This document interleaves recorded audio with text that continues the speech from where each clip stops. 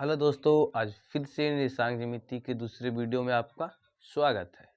आज हम उन सभी महत्वपूर्ण प्रश्नों को बताएंगे जो निर्देशांक ज्यामिति के फर्स्ट वीडियो में कवर नहीं हुआ था। यदि आप उसे नहीं देखे हैं तो जाकर जरूर देखें। उसमें बहुत ही बेहतरीन तरीका से एवं बारीकी से बताया गया है। तो चलिए ज़्यादा टाइम पास नहीं करते हैं, सीधा अपने प्रश्न की ओर चलते हैं। तो प्रश्न देखिए क्या कहता है। कहता है उस बिंदु का निर्देशांक ज्ञात कीजिए जो बिंदुओं -1,7 और 4,-3 को मिलाने वाले रेखाखंड को 2:3 के अनुपात में विभाजित करता है। देखिए बिंदु का नाम नहीं दिया है तो हम मान लेंगे कि P एक बिंदु है जो इतना और इतना को 2:3 के अनुपात में क्या करता है, विभाजित करता है। तो चलिए सॉल्व करते हैं। माना कि P एक बिंदु है, P एक बिंदु है जो AB रेखाखंड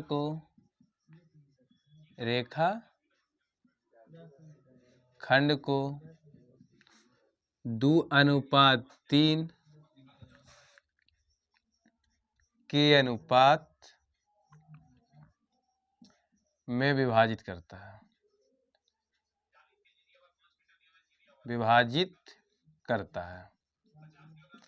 अब देखिए रेखाखंड के नाम हम क्या लिए, AB, तो लिख देंगे AB। बिंदु क्या था, P, तो P का निर्देशांक क्या हो जाएगा, x, y, क्योंकि किसी भी बिंदु का निर्देशांक x, y के रूप में होता है। अब देखिए इसका विभाजन अनुपात कितना दिया है, 2:3, तो 2 कितना हो जाएगा, 3। ए बिंदु यानी फर्स्ट का निर्देशांक कितना दिया है, -1,7। इसके बाद B यानी सेकंड का निर्देशांक कितना दिया है, 4,-3। अब देखिए इसको क्या मान लेंगे, x1 यह y1, x2 y2, अनुपात को क्या मानेंगे, m1 m2। चलिए अब हमको क्या निकालना है, P बिंदु का निर्देशांक यानी कि x और y का मान। तो एक किस सूत्र का प्रयोग होगा, विभाजन सूत्र x बराबर, जो कि हम फर्स्ट वीडियो में बताए हैं। तो चलिए हम x बराबर सूत्र लिखते हैं। सूत्र क्या हो जाएगा, m1 x2 plus m2 x1 वटा m1 प्लस m2। अब देखिए m1 का मान कितना है, 2, तो 2 लिखेंगे, गुना x2 का मान कितना है, 4, तो 4 रखेंगे, प्लस तो प्लस m2 का मान कितना है, 3, तो 3 रख देंगे। इसके बाद गुना x1 का मान कितना है, -1, तो -1 रख देंगे, वटा m1 कितना है, 2, प्लस m2 कितना है, 3। चलिए अब नीचे आ जाइए। अब यहाँ देखिए कि ऊपर में यहाँ भी गुना है और यहाँ भी गुना है, तो सबसे पहले आप यहाँ गुना कर लीजिए। 2 में 4 से गुना कीजिएगा तो कितना आ जाएगा, 8, और 3 में 1 से जब गुना कीजिएगा तो कितना आएगा, 3। लेकिन यहाँ का प्लस और 1 का माइनस, प्लस माइनस क्या बना लेगा, माइनस। नीचे 2 और 3 कितना हो जाएगा, 5। अब देखिए 8 में से 3 घटेगा तो कितना आएगा, 5, और नीचे भी 5 कट कर कितना आ गया, 1, यानी x का मान कितना निकला, 1। अब आपको निकालना है y, तो y बराबर सूत्र भी यही हो जाएगा, m1 y2 plus m2 y1। नीचे हमेशा फिक्स रहेगा, इसमें भी m1 प्लस m2, तो इसमें भी m1 प्लस m2। बस देखिए ध्यान क्या करना है कि आप ट्रिक लगा दीजिएगा, 12 21 और नीचे 12 21 बटा 12, ये ट्रिक है। यानी देखिए 1 2 तो 2 1 और नीचे 1 2। चलिए m1 के मान कितना है, 2, तो 2 लिखेंगे, गुना y2 कितना है, -3, तो -3 लिखेंगे, प्लस m2 3 है तो 3 लिख देंगे, गुना y1 कितना है, 7, तो 7 लिख देंगे। नीचे में m1 है, m1 का मान 2 है, 2 लिख देंगे, प्लस m2 कितना है 3, तो 3 लिख देंगे। अब देखिए आ जाइए, 2 में 3 से गुना कीजिएगा तो कितना हो जाएगा 6, और इसका प्लस इसका माइनस, प्लस माइनस क्या हो जाएगा माइनस। अब देखिए 7 में 3 से गुना करेंगे तो कितना हो जाएगा 21, इसका प्लस और 7 का चिन्ह कुछ नहीं है, इसका मतलब प्लस है, तो प्लस प्लस क्या हो जाएगा प्लस, 2 3 5। अब देखिए प्लस माइनस होने के कारण घट जाएगा, तो 21 में से 6 घटेगा तो कितना आ जाएगा 15, नीचे 5 घटेगा तो कितना आ जाएगा 3, यानी कि P बिंदु का निर्देशांक कितना निकल गया, P बिंदु का निर्देशांक था x, y के रूप में, और x का मान कितना निकला है 1, और y का मान 3, तो ये हो गया 1,3 आपका आंसर।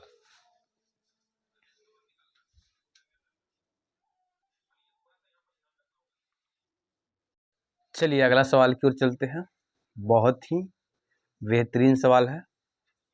देखिए क्वेश्चन क्या कहता है, बिंदुओं -3,10 और 6,-8 को जोड़ने वाले रेखाखंड को बिंदु -1,6 किस अनुपात में विभाजित करेगा। यानी कि आपसे क्या पूछा है, अनुपात पूछा कि किस अनुपात में विभाजित करेगा। तो चलिए हम मान लेते हैं हल। माना कि P एक बिंदु है, P एक बिंदु है, माना कि P एक बिंदु है जो AB रेखा खंड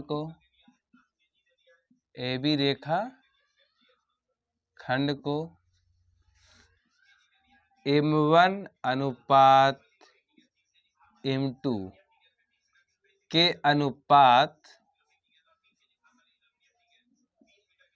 अनुपात में विभाजित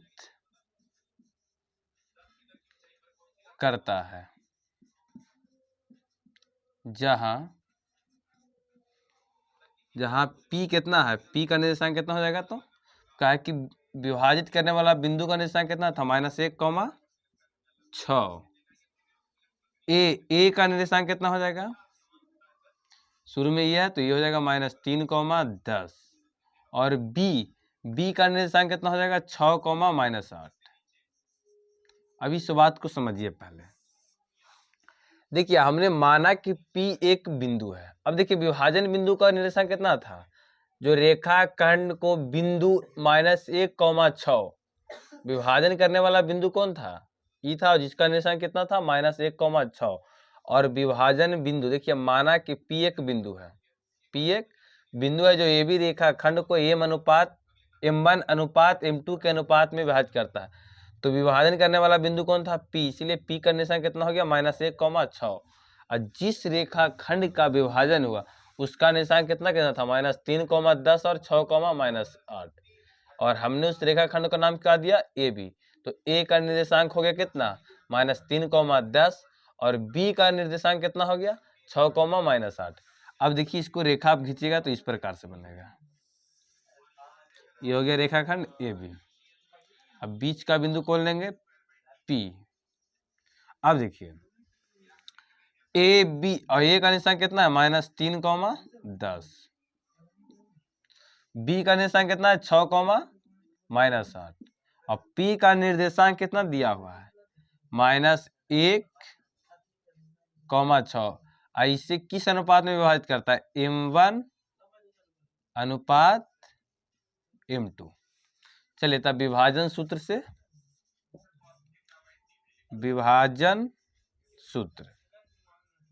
किसका उपयोग करेंगे, विभाजन सूत्र से। अब देखिए जो यहाँ पे होता है उसको क्या माना जाता है x1 y1, यहाँ पे जो बीच में रहता है x और y, और यहाँ पे रहता है x2 y2। तो सूत्र कहाँ से लगता है, बीच से। तो x बराबर सूत्र होता है M1 x2 plus M2 x1 बटा M1 प्लस M2। अब देखिए इसमें x का मान आपको दे दिया है, और x का मान कितना दिया हुआ है, x का मान है -1, तो आप लिख दीजिएगा -1 बराबर M1 तो आपको निकालना है, x2 कितना है 6, तो 6 लिख देंगे गुना में, प्लस m2 नहीं पता है, x1 तो x1 का मान कितना है -3 वटा m1 प्लस m2। अब देखिए अब क्या करेंगे, तिरछा तिरछी क्या करेंगे गुना, तो अब आ जाइए यहाँ। चलो अब इसके बाद यहाँ आते हैं, तो यहाँ सब क्या करेंगे तिरछा तिरछी गुना। तो देखिए सबसे पहले एक में m1 से गुना करेंगे तो m1 हो जाएगा, और इसका माइनस इसका प्लस, प्लस माइनस माइनस, फिर एक में m2 से गुना करेंगे तो m2 हो जाएगा, इसका माइनस इसका प्लस, माइनस प्लस माइनस। अब इधर आ जाइए, 6 में m1 से गुना करेंगे तो 6m1, इसके बाद 3 में m2 से गुना करेंगे तो 3m2, लेकिन यहाँ पे चिन्ह प्लस और माइनस होने के कारण प्लस माइनस क्या हो जाएगा माइनस।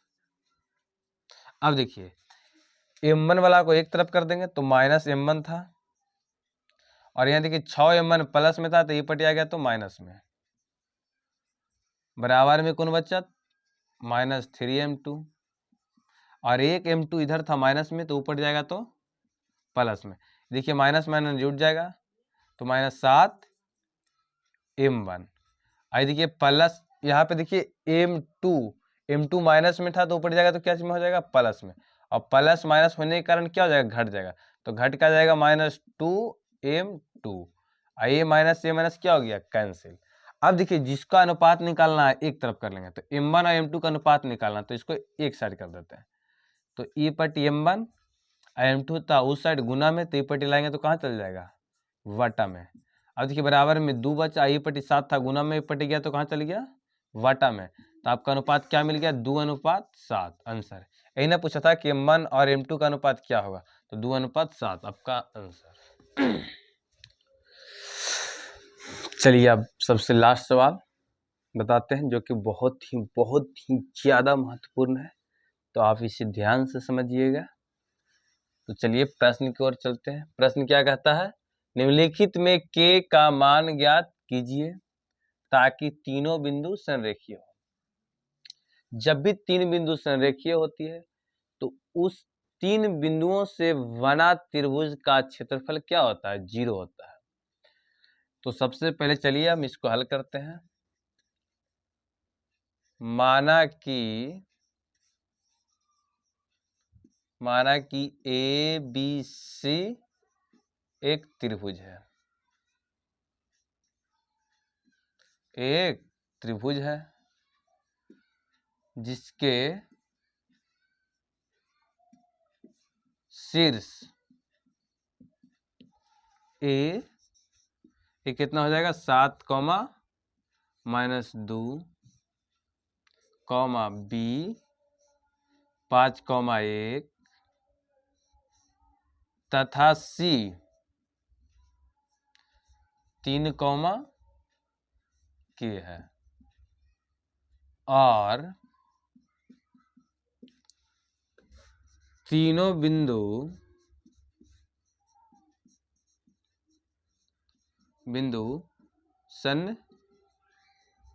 संरेखीय है।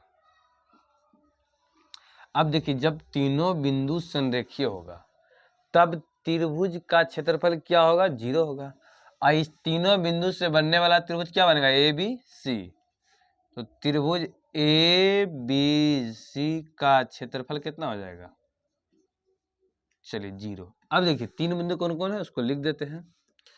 ए है, ए कितना दिया है 7, -2, बी कितना दिया है 5, 1, और सी कितना दिया है 3, K। चलिए अब इसको मान लेंगे x1 y1 x2 y2 x3 y3। देखिए अब हमको त्रिभुज ABC का क्षेत्रफल पता है, इसीलिए हम इसको कैसे बनाएंगे त्रिभुज के क्षेत्रफल से।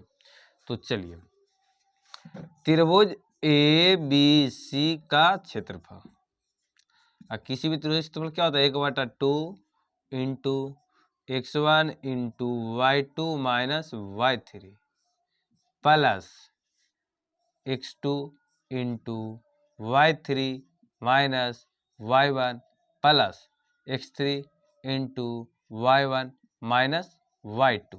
अब देखिए त्रिभुज एबीसी का क्षेत्रफल कितना दिया है 0, तो लिख देंगे 0 बराबर 1/2 इंटू x1, x1 का मान कितना है 7, तो 7 लिख देंगे, इंटू y2 कितना है 1 माइनस y3 का मान कितना है k, तो k लिख देंगे, प्लस x2 कितना है 5, तो 5 लिखेंगे, इंटू y3 का मान कितना है k है, तो k लिखेंगे, माइनस y1 का मान कितना है -2, तो -2 लिख देंगे, प्लस x3।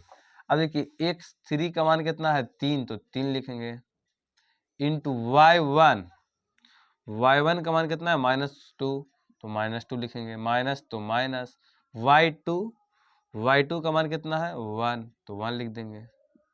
चलिए अब देखिए 1/2 है जो पूरा के साथ क्या है गुना में है, तो इससे ही क्या हो जाएगा खत्म, तो क्या 0 बार में ही कटेगा, तो क्या ही पट्टी 0 है बराबर। अब देखिए 7 में 1 से गुना करेंगे तो 7, और 7 में k से गुना करिएगा तो 7k, और इसका प्लस इसका माइनस, प्लस माइनस माइनस हो जाएगा। अब यहाँ देखिए +5 है और माइनस माइनस क्या बना लेगा प्लस, तो k प्लस कितना आ जाएगा 2। अब यहाँ देखिए 3 है, -2 और -1, -2 माइनस से क्या जुट के बन जाएगा -3। अब इसके बाद आते हैं ऊपर। अब यहाँ देखिए इस साइड 0 है तो 0 लिखेंगे, यहाँ देखिए बराबर, अब देखिए -7 -7 के, तो इसको ज्यों के त्यों 7 -7 के। इसके बाद यहाँ ध्यान से समझिए 5 है जो दोनों के लिए क्या है गुना में है, तो जब हम 5 में k से गुना करेंगे तो 5 की हो जाएगा, और इसका प्लस और k का प्लस प्लस प्लस प्लस, यानी प्लस कितना हो जाएगा 5 की। इसके बाद देखिए 5 को 2 में गुना करेंगे तो 5 दूनी 10, इसका प्लस प्लस प्लस प्लस हो जाएगा।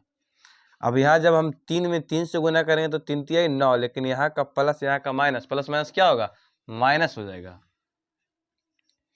अब देखिए जो k वाला है उसको सबको इस तरफ कर देते हैं, और जो संख्या वाला है उसको उस तरफ ही रहने देंगे। तो k वाला कौन कौन है, 7 के माइनस में था, ये पट्टी आ गया तो प्लस में हो जाएगा, 5 के प्लस में था, ये पट्टी आया तो माइनस में, इस पट्टी बचा कौन 7 बच गया, 10 और -9। अब देखिए यहाँ पे प्लस माइनस होने के कारण क्या होगा घट जाएगा, तो 7k में से 5k घटाइएगा तो कितना k बचेगा 2k। यहाँ देखिए दोनों जुड़ जाएगा, 10 और 7 17 -9, 2k के 2k लिखेंगे, 17 में से 9 गया 8, कटेगा के बार में 4 बार में, k का मान कितना आ गया 4। यानी जब हम 4 लेंगे तो तीनों बिंदु आपस में क्या हो जाएगा समरेख हो जाएगा।